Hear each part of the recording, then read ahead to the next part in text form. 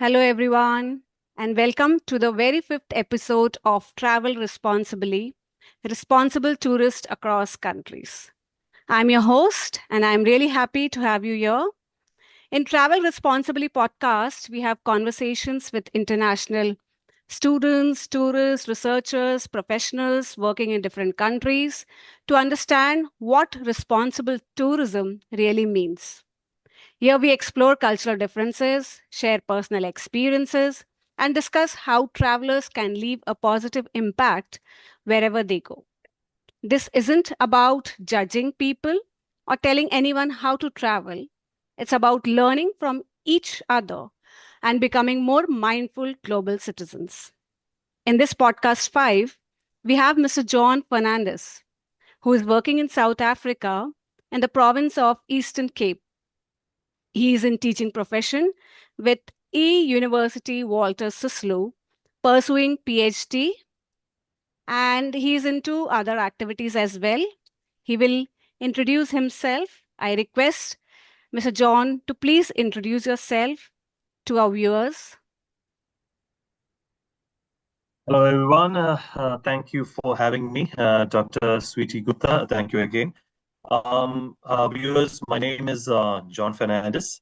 I did my schooling and everything in India in a small place called Kerala in Kochi. And to complete my degree, I moved to Bangalore and I did my degree in hotel management from MS Ramaya College of Hotel Management. Then from there, I moved to South Africa and completed my master's in tourism development and management. And during this time, I also worked in Holiday Inn Goa as a sales executive. Then also I was working in the airline industry, which was called as the Jet Airways, which I'm not sure whether it's still running in India, but I was working for Jet Airways during that time, which is also tourism and airline is all linked together. Then from there, I moved to SA. I'm talking about my professional experience now. So when I moved to SA, I started working as the duty manager for one of the five-star hotels.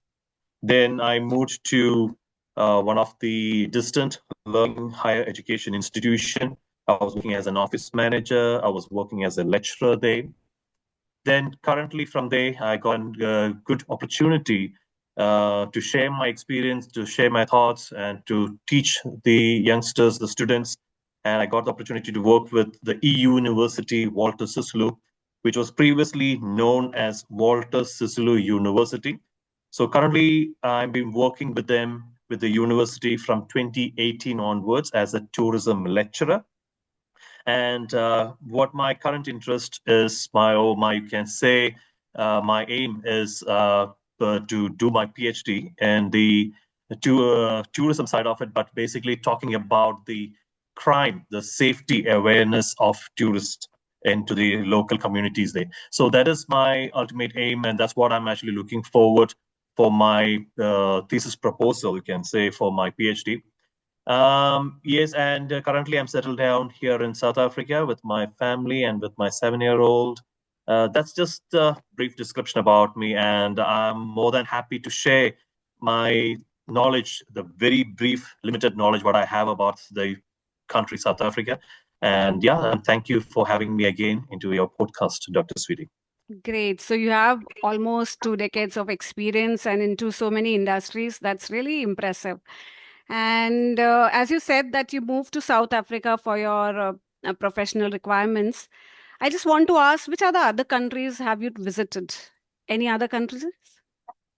Well, I haven't traveled much because my ultimate aim was to move to South Africa is because my family was already here, because my parents were already here. So I did my studies in India, then I moved to South Africa. But a very brief, short visit I had, but that was during the COVID time. I visited Qatar Okay. where my one of my uncle is there. So I visited Qatar, but that was just only for a short trip, and it was during the recession time, and it was during the COVID time, during those particular time. So I couldn't explore much. But I'm in the process of exploring South Africa. Even though I'm in South Africa, I couldn't explore the entire nation. I'm Hmm. only able to explore only maybe you can say one province of the South Africa. So I'm still in Okay. the process and I'm still interested in planning to explore more. Yes. Yeah, so that's a um, I guess you have traveled so many places, and which you said during the COVID time. And when you are talking about South Africa itself and comparing with your native country, what are the cultural differences which has surprised you when you have stayed here? Um, like the cultural differences, what I actually see is like, uh, yeah, I don't know whether it should be called as surprised me or not, but what I have noticed here in South Africa is like, South Africa and India has got a very close connection between each other. And there's one common person who is a common factor, you can say it's Mahatma Gandhi Oh. because it was during that time period when Mahatma Gandhi was doing his law studies. He did it in South Africa, and he even started the freedom struggle fighting for the local communities here during those times. And he was in close communication with the former minister of South Africa, which is Nelson Mandela, because they were very close with each other. And the place called Durban, where it has been filled with most of Indian localities, you can say. And when I say Indian localities or Indian communities, they are the ones who moved from India to South Africa during the colonial period or during the British ruling time. And they haven't gone back to the India even after the freedom struggles or anything. They still continue, which is they are in a province called KwaZulu Natal province. And Okay. there's a place called Durban, and where you will see a vast number of Indians. It is a mixed culture of Tamilians, Mm. Gujaratis, and Oh. Hindi-speaking people being mixed up all together. And as you said about the culture, um, I have seen or I have noticed the people here in Durban region or people here in South Africa, the Indians here in South Africa, follow and adapt more of the what do you call the ancestral Indian cultural or the customs more than how we follow there in India Okay. because they still like to adapt onto what's been taught during the Gandhiji era time period or the Gandhi era time period. And some of them still used to follow. And surprisingly, here they celebrate more of a Gandhi walk, celebrate Mm. Gandhi's birthday times. They have monuments of Gandhi where he lived and what he did during the freedom struggle. There's quite a lot of Gandhi movements. Even Gandhi roads are also there in the Durban area. So compared to that, and compared to what I have seen it in our India, I feel like more it has been adapted here in South Oh. Africa than India. I mean, I'm not I'm trying to judge anybody, but I'm Mm. what I feel over there we adapting into our culture. Of course, the new generations here in South Africa is adapting Western culture, Good to but know. there are still people who still like to follow the old ancestral kind of a cultural here. Good to know. So, Gandhi's charismatic personality and his way towards life, how to live life well, is still practiced there. That's really nice. Yes, That's nice. So, I just yes, want yeah. to ask another question here.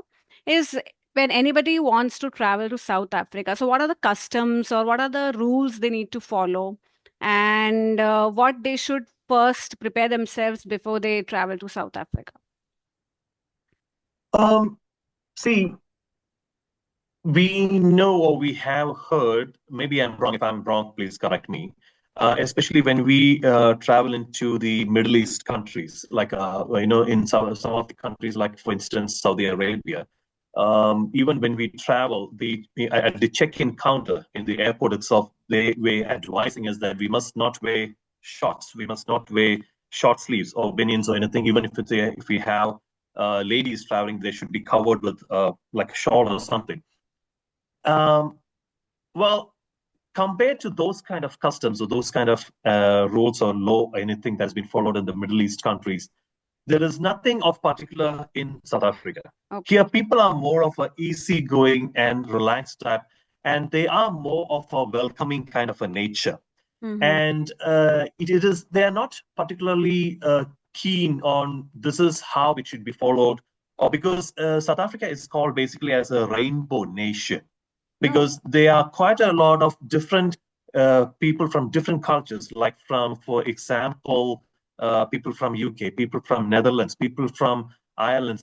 It's a mix of cultural, we culture. can say, in South Africa. So they are not particularly like emphasizing, oh, this is the particular law that should be followed in our region or in our country or in South Africa if you're traveling, or if you're being a tourist. There are quite a lot of easygoing and relaxed kind of an atmosphere. So as you travel comfortably with your comfortable outfits or anything, and the only thing what you should know is like they are very particular about keeping their place neat and clean, and they are very patriotic person. The South Africans are very much patriotic person. So it should not, our behavior should not be anything to contaminate their patriotic issues. That's the only thing that we need to, highlight or monitor. Apart from that, people here in South Africa are very nice, are very friendly people, and they're very kind also.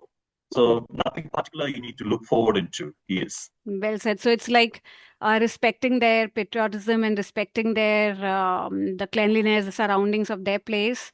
And as you said, it's yes, a rainbow country. So that's really nice to hear about all these things. Now, yes, yes. let's stepping ahead to the next section of our podcast is, have you ever accidentally made any mistake there, or would like to say tell about your mistake to the viewers?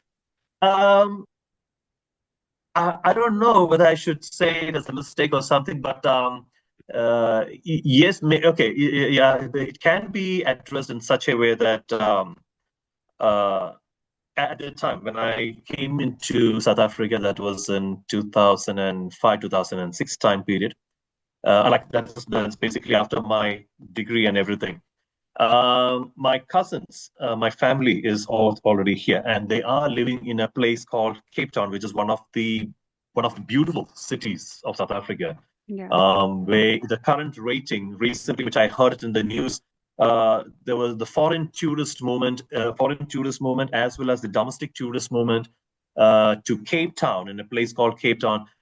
They have made 255 billion tourists actually moved within last year to this year. Okay. So it is one of the beautiful cities, and my cousins are living over there, and they grew up. They did their schooling and everything on that side. And in their schools itself, they teach the students that they should be proud of the city where they are living in. Right. So even if it says a small dust or a paper or anything lying on the ground, maybe it is not their own mistake. Maybe it is a mistake done by anybody else. Maybe it's a tourist or anybody else. Mm-hmm. They should take the responsibility to make sure that they lift it up and put it up in the responsible bin. Great. And me coming all the way from India, from our beautiful India, that we see quite a lot of things lying around over there. I mean, I'm not saying that bad about India, but of course, we need to learn what is happening in the outside world. There's quite a lot of things need to be learned. And accidentally, I was having a pie, and I just opened the door and I just did put it outside. Oh, okay. I actually Three it. and Okay. well, it was I would call it maybe a mistake that I did from my side. And my cousins were sitting right next to me, and he just yelled at me. And Mm-hmm. it shouldn't be done like this. There is a dustbin over there. There is a place for to lit the papers, because where we live in, we need to make sure that the place is neat and clean, because this is a hot tourist destination. Right. So we need to make sure it has been done neatly. So the car was stopped. He came out and he took the paper. We couldn't find a dustbin anyway. So he took the paper, which I put it down. He kept Mm-hmm. it inside the car. He kept the paper. He didn't even leave it with me. He kept the paper with the what do you call the pie cover. Right. He took it all the way to his house and he left the dustbin and he did it only inside his house. He didn't eventually leave it anywhere else. So Mm. I understood from that, like, that's how the schools here been taught them, brought them or molded them, how they should itself make sure that they need to make sure that the country is neat and tidy. And Right. I actually felt really bad of my behavior, but at the same time, it was a learning lesson also for me to know that this is how in needed to be behaved in other nations. This is how the people who are living already there are respecting their own country. So I also felt like, okay, it is not only that I should follow it where I'm living in, maybe I'm living in South Africa, but I should also follow it when I go back to India, that I should do it as part of my side, as a little bit what I can. So, well, that was a mistake I would say that I did, and it was also can be called as a learning lesson It's a also for big me. learning. It's a big learning, and definitely you'll be passing it to your generations, next Of course, generations. yes, yes, yes, yes. Okay, so now when we are talking about this responsibility as a tourist, I just want to ask you, according to you, what does responsible tourism mean to you? What are the respectful behaviors you have seen from the tourist side there? See, when I think about responsible tourism, it's not only a thought, especially when I teach my students, because I teach my students about the different destinations around the world, the destinations in South Africa. I put it as an example how it should be carried out to my students. So when we talk about responsible tourism, the things that would come into my mind is like um, a better place for Mm. us to live in. And that will actually create a better place for the tourists to visit. So the same example, or same incident, what just happened to me years ago, actually take me, that is basically a responsible tourism. And this responsible tourism is actually not coming only from us, that is actually being, you can call it as inspired or motivated from the government, from the business organizations, or from the local communities, or from the hotel organizations that each and every destination actually carries.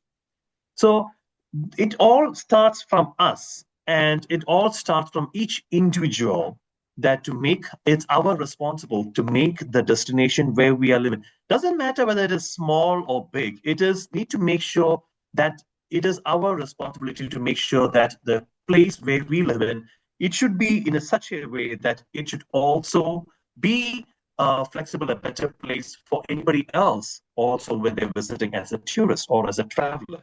It should not be necessarily to be a male traveler or a male tourist. It should be, maybe it can be for a solo traveler. It can be Right, for maybe for a female tourist. right. So they should feel comfortable. They should feel safe in the particular environment where we live in. And that needed to be start from within. And that's what I feel it is as a responsible tourist or a responsible tourism can be.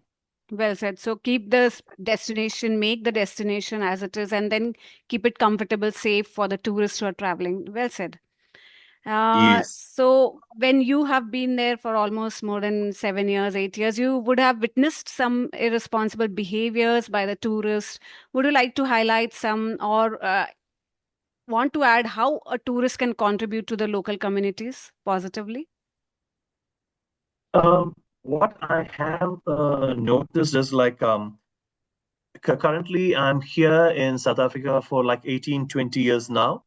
Um, at the time when I came in over here, um, I have seen more of the responsible people, like I would say, like whatever I said earlier about the responsible tourism, from the local communities itself, they are being very responsible.